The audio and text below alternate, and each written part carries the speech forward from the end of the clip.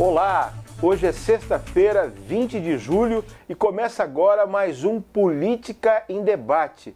Hoje com a presença do pré-candidato ao governo de São Paulo pelo PT, Luiz Marinho. Luiz Marinho tem 59 anos, foi prefeito de São Bernardo do Campo por 2 vezes, foi ministro do Trabalho, ministro da Previdência durante o governo Lula, também foi presidente da CUT, a Central Única dos Trabalhadores.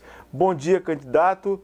E aí, em tão pouco tempo de campanha, apesar de todos esses predicados aqui, o senhor é um ilustre desconhecido da maioria do eleitorado.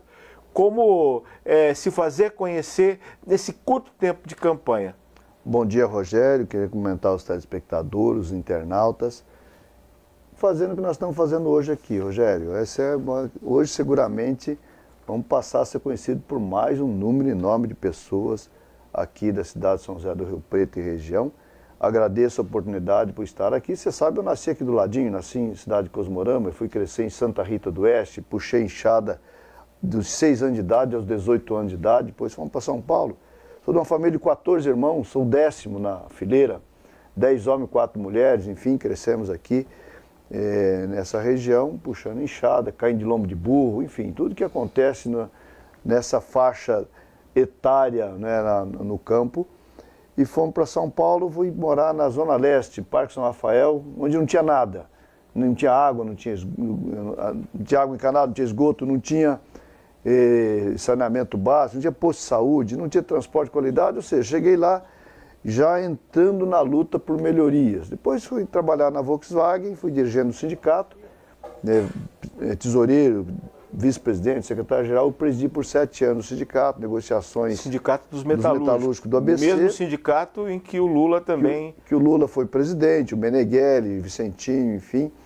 E depois eu presidi a Central Única dos Trabalhadores, de 2003 a 2005. E antes disso, em 2002, eu fui candidato a vice-governador na chapa do Genuíno, ajudando na eleição do presidente Lula em 2002. E de 2003 a 2004, eu presidi o Conselho de Segurança Nacional Alimentar, que era representando a Central Única dos Trabalhadores nesse conselho. E em 2005, em julho, Lula me convoca para assumir o Ministério do Trabalho, que eu fiquei até março de 2007. De março de 2007 a junho de 2008, eu fiquei ministro da Previdência. No trabalho, tive a tarefa de implantar e negociar com as centrais sindicais a política de aumento real do salário mínimo. E aquele momento era um bom momento, onde não faltava empregos, faltava, na verdade, mão de obra, enfim. Nós precisamos voltar a esse tempo, por isso que nós queremos Lula presidente outra vez. E na Previdência, quando ele pediu para a Previdência, ele disse: Marinho, eu sei que até é uma maldade com você, porque você está tão bem tranquila no Ministério do Trabalho, tocando a política de formação, geração de emprego, está indo muito bem.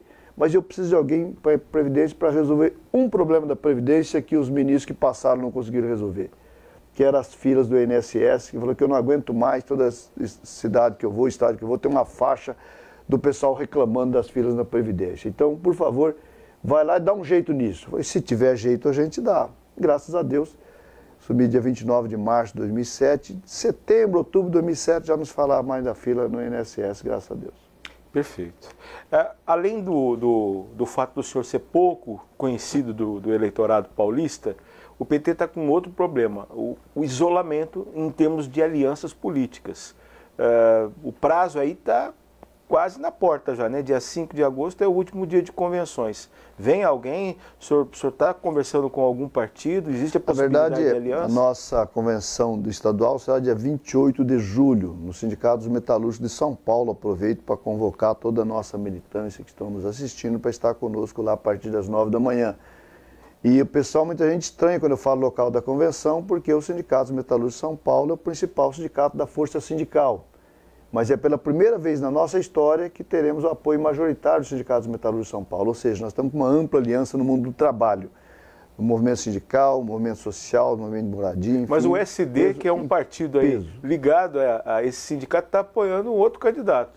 SD, o que é SD? O Solidariedade? A Solidariedade é um partido político. Sim, mas o Paulinho é minoritário. O Paulinho foi a principal liderança, se não é ainda, da força, né? Isso, mas hoje ele é minoritário no Sindicato dos Metalúrgicos de São Paulo. Ele foi presidente do Sindicato dos Metalúrgicos de São Paulo, foi presidente da Força, deputado federal, Paulinho Pereira, que, aliás, eu não tenho absolutamente nada contra o Paulinho, muito pelo contrário, tem uma relação de amizade, mas hoje ele é minoritário no seu sindicato. Mas reforçando a pergunta. E teremos, no sábado à noite, vou me reunir com o PCdoB. O PCdoB vai caminhar conosco.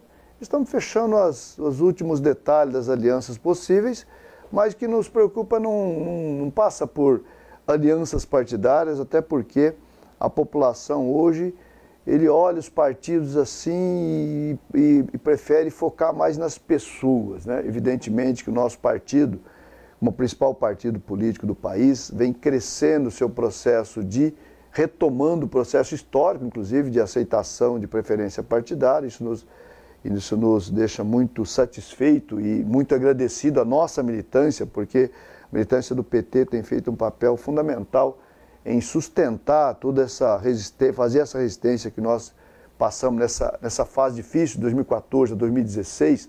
Para ter uma ideia, em 2016 nós chegamos na capital com a preferência partidária de 6%, hoje nós estamos com mais de 20%. Em São Bernardo, nós tivemos abaixo de 10% de preferência partidária, hoje estamos com 32%, chegando no patamar histórico e crescendo em todo o Brasil. O PT, embora já tenha conquistado aí a presidência da República, conquistou a Prefeitura de São Paulo mais de uma vez, nunca conseguiu chegar aí ao governo do Estado. Chegou a hora. Por que essa resistência ao PT? Por que principalmente no interior, existe uma resistência muito grande ao PT? É muito relativo, Rogério, porque assim, nós já governamos cidades importantes do interior do Estado de São Paulo. Nós governamos a maior cidade que a cidade de São Paulo e a menor cidade que é Borá. Ou seja, e pequenas cidades, médias cidades, grandes cidades, como é o caso de Ribeirão Preto, nós já governamos Araraquara, estamos governando nesse momento Araraquara. Aqui na região governamos Catanduva, governamos Jales, Fernandópolis, Campinas, Paranapuã, enfim, nós governamos bastante cidades nessa região e no estado de São Paulo. Nós, na verdade, nunca encaixamos a vitória no estado de São Paulo. Passamos perto. Em 98 nós podíamos ter ganho aquela eleição, faltou um pouco de determinação para botar a Marta no segundo turno e houve um complô da grande mídia de estudo e pesquisas para empurrar o Mário Covas de goela abaixo para estar no segundo turno contra o Maluf em 98. Lembra disso? A Marta teria ganho aquela eleição, a história teria sido outra. Enfim, não volta, vamos para frente. 2002 eu fui vice genuíno, a única que nós disputamos no segundo turno, disputamos de igual para igual com o Alckmin. Quase chegamos lá, podíamos ter ganho. Perdemos, mas passamos perto. 2010, o Mercadante faltou 70 mil votos para ter o segundo turno, poderia ter sido outra oportunidade. E agora? Agora eu acho que eu creio que esse momento é um momento talvez mais propício para disputarmos, porque há uma divisão do lado de lá.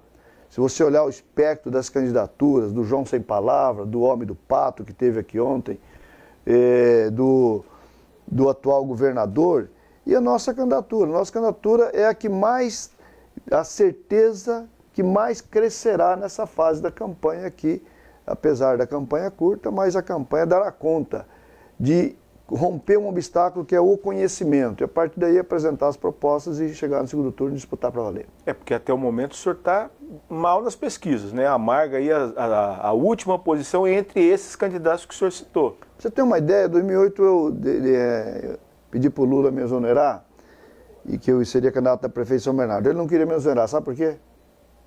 Por duas razões. Primeiro, que eu estava satisfeito do meu trabalho. Segundo, que eu tinha 3% de intenção de votos. E os meus adversários, um tinha 38, já sentando na cadeira de prefeito, o outro 26. E eu falei, a campanha dará conta disso.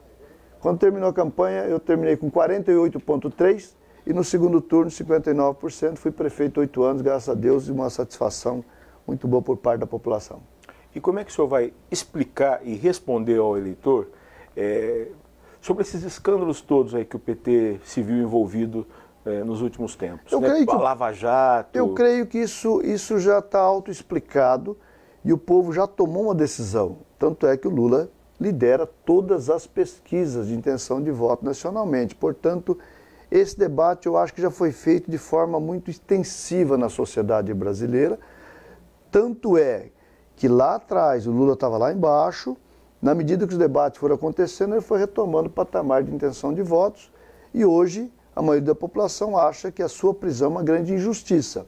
E nós o escreveremos candidato a presidente da República no dia 15 de agosto, independente se a injusta prisão continue ou não. E, portanto, aí o eleitor vai ter que tomar a decisão de elegê-lo ou não elegê-lo. E se o TSE não permitir a candidatura do Lula, quem será o candidato do PT? Se o TSE fazer isso, estará rasgando mais uma vez a Constituição e a legislação. Essa semana, o TSE foi provocado por tornar o Lula inelegível desde já. O posicionamento até então, Lula, não vamos entrar nesse mérito, não é o tempo, tornar né? inelegível. Portanto, há uma esperança muito grande, muito forte do nosso partido, da nossa militância e do povo brasileiro, de que o Lula participe da eleição. Porque se querem derrotá-lo, derrote nas urnas. Afinal de contas, a legislação garante a sua condição de candidatura. Porque lá no artigo 26, a linha C da lei da ficha limpa, diz que nessa circunstância tem o direito de ser candidato.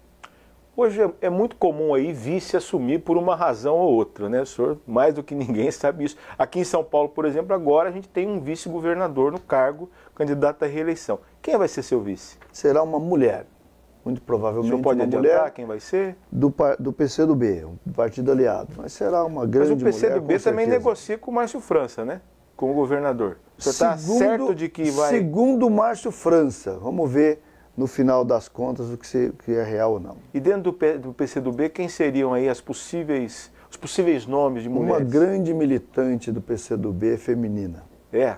A secretária de esportes, que foi secretária de esportes, como que é o nome dela? A Nádia Campeão. Nádia Campeão? Tem ela e tem outras. Quem mais? Tem a Alessi Brandão. Olha, tem a Karine Vitral. Tem várias militantes. Entre elas, o senhor prefere alguma? Tem... Ou vai deixar isso para o PCdoB definir? Vamos decidir junto. Ah, muito bom. Outra coisa, o senhor estava falando que nasceu em Cosmorama, cresceu em Santa Rita do Oeste. Quais são as suas propostas para a região de Rio Preto? E tem, inclusive, vários.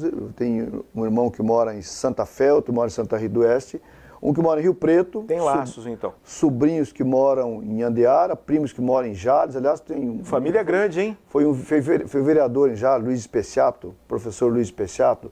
Tem primos em Fernandópolis, Nas Paz, enfim, tem uma família grande. Tias que moram e conhece bem. Aqui em Rio Preto. Queria mandar um beijo para as minhas tias, tia Bastiana, é a cara da minha mãe, tia Jovina, tia Cida, enfim, todas as meninas da família. Aqui, Rogério, se nós vamos, o patamar, e vou falar o conceito, e depois podemos falar de questões específicas da região. Perfeito. Mas primeiro um conceito importante que eu vejo da maneira completamente diferente do que o governo faz hoje. Hoje os prefeitos têm que pedir, pelo amor de Deus, para liberar um convênio de recapeamento, disso ou daquilo. O Alckmin veio aqui e falou que ia fazer a duplicação, por exemplo, da Washington, aliás, duplicação não, a terceira faixa da Washington Luiz, de Cedral a Mirassol. O Scarpa veio aqui, acho que não conhece bem o estado, ontem falou de Rio Preto a a Mirassol, na verdade, é de Cedral a Mirassol, a promessa que o governador fez que ia fazer, autorizar e não saiu do papel. Mas se fizer resolver isso, se fizer de Rio Preto e Mirassol já tá bom, né? Porque ajuda, né? O grande gargalo. O grande gargalo. Eu tenho sofrido às vezes gargalo, quando eu desço para cá eu observo. Mas aqui o que nós vamos fazer é o seguinte, nós vamos fazer o planejamento do Estado a partir das regiões do Estado. Então, Rio Preto compõe a cabeça, vamos dizer, da região aqui, lidera uma região. Essa região precisa ter o seu diagnóstico para ver os problemas e os potenciais e corresponder no planejamento orçamentário. Se não está no planejamento orçamentário, virou blá blá blá, virou conversa fiada do governante, como aconteceu com a terceira faixa do Washington Luiz, com tantas outras coisas que o Alckmin falou que ia fazer. E, portanto, aqui nós vamos, quando for discutir o plano plurianual, é hora de botar todos os compromissos da região na fatia do plano plurianual que corresponder à região aqui de Rio Preto, percebe? Aí você tem a certeza para o sindicalista, empregador, para o trabalhador, para o empregador, para os prefeitos, para os prefeitos, para os vereadores, para os deputados da região saber o seguinte, isso está planejado. Para vocês da imprensa, é fundamental o papel da imprensa para dar transparência a esse debate, para fomentar um outro tipo de democracia, que é a democracia participativa, onde a população deve participar da transparência, enfim. Então aqui esse é um compromisso que eu assumo, mas podemos já desde já considerado que a terceira fase da Washington Luiz faz parte desse compromisso, assim como faz parte de repensar a política de segurança. Porque o que o PSDB fez nesses 24 anos foi encher o estado de presídios e junto com o presídio veio o tráfico de drogas, veio o PCC, veio a violência, que nós precisamos reestruturar a segurança pública do estado de São Paulo e, acima de tudo, fazer uma política de administração penitenciária para salvar aquela juventude que cumpre pena hoje, que estão lá abandonados. E jogar pesado na restauração da educação do estado de São Paulo, combinado com cultura, esporte e novas tecnologias. Ou seja, investir na valorização dos profissionais da educação, não somente do professorado, mas todos os profissionais de educação, elevando o seu salário, melhorando a sua qualidade de trabalho, inclusive do ambiente, do aspecto físico das escolas, e introduzindo o conceito de educação integral, ou seja, 4 horas na escola, 4 horas você pode estar num clube fazendo alguma atividade esportiva ou alguma atividade cultural, de forma a melhorar o desempenho acadêmico, do aprendizado dessas crianças. E responder uma outra demanda, que é 298.500 meninos e meninas fora da escola, na faixa etária de 4 anos de idade a 17 anos de idade. De 14 a 17, 223 mil. Isso no Estado? No Estado. No Estado. No Brasil é 1 milhão, quase 2 milhões. Aqui para o Estado de São Paulo, na minha concepção, é inaceitável. Então nós vamos construir uma bolsa aqui para a família, para respaldar a família, para esse pessoal estar nas escolas, porque são famílias vulneráveis, certamente. E dessa forma, você trabalhar a oportunidade do emprego. Essa é a grande questão. Do emprego. Vou de novo criar o Banco Paulista de Fomento e Desenvolvimento do Estado, que o PSDB destruiu, as ferramentas de desenvolvimento, de investimento que tinha, Banespa, nossa Caixa, nosso banco. Vou recriar o Banco Paulista para dar suporte para os institutos que trabalham com geração de oportunidade de empregos, para investir no pequeno, na pequena empresa, no microempresário, no pequeno empreendedor, naquele jovem que vem da faculdade com toda a energia, pensando num novo negócio, um negócio de inovação, de tecnologia, enfim, que aqui está uma grande parcela de possibilidade de geração de empregos, que ele pare de pensar na Inglaterra, nos Estados Unidos, no Canadá, vamos pensar no Brasil, e no Brasil pensar a partir da sua região. Ou seja, nós vamos chamar as universidades paulistas para dizer o seguinte, vocês têm que fomentar, têm que induzir, têm que orientar, dar diretriz para os alunos, pensar as teses de desenvolvimento de cada região do Estado. É dessa forma que nós vamos tirar o Estado desse buraco e ajudar o Brasil a sair do buraco. Além de pré-candidato a governador do PT, o senhor também é presidente estadual do PT. Recentemente, a maior liderança do partido aqui na região, o deputado estadual João Paulo Rilo, deixou o PT e foi para o PSOL. O senhor teme um esvaziamento do partido? De jeito nenhum. Eu quero desejar muita sorte ao deputado João Paulo Rilo, que Deus o abençoe, que ele se reeleja, que tenha vida feliz no PSOL, partido irmão, enfim, vamos tocar a vida, está no mesmo campo. mas nós temos gente nova chegando. A própria Eni, que nos acompanha aqui, foi vereadora na cidade, é candidata a deputada estadual pelo partido aqui em São José do Rio Preto e região. E tem muita gente nova chegando, lideranças, juventude chegando. Nós tivemos, nesse período, Rogério, do ano passado para cá, mais de 2 milhões de novos filiados do Brasil. E São Paulo também, muitas novas filiações chegando, espontâneas, juventude chegando, voltando ao partido. Um certo momento, a juventude vinha se distanciando do partido, voltou de novo a se aproximar, novas lideranças, enfim. Estou muito otimista com o futuro do partido, também em São José do Rio Preto. Em 2020 nós teremos chapa aqui, vamos restaurar o partido. Candidatura própria? É possível sim, vamos então, trabalhar. O senhor não concorda com uma declaração aí atribuída a uma das principais lideranças do partido, o ex-ministro José Dirceu, de que o PT acabou? O Zé Dirceu falou isso? Não... Teria dito. Está atribuído a ele numa matéria na revista Época. Eu acho que a Época mentiu mais uma vez, porque as revistas mentem, coisa impressionante. Deve ser uma grande invenção. Duvido que o Zé Dirceu tinha afirmado isso. Se ele afirmou, errou. Muito obrigado pela entrevista, uma boa sorte para o senhor. Eu que agradeço a você, aos telespectadores, internautas, aquele abraço. Muito obrigado e conto aí com a possibilidade de chegar lá para fazer a diferença nos nossos estados. É isso aí. Terminamos mais uma edição do programa Política em Debate, hoje com a presença do Luiz Marinho, pré-candidato do PT ao governo do estado de São Paulo. Muito obrigado pela audiência e até mais.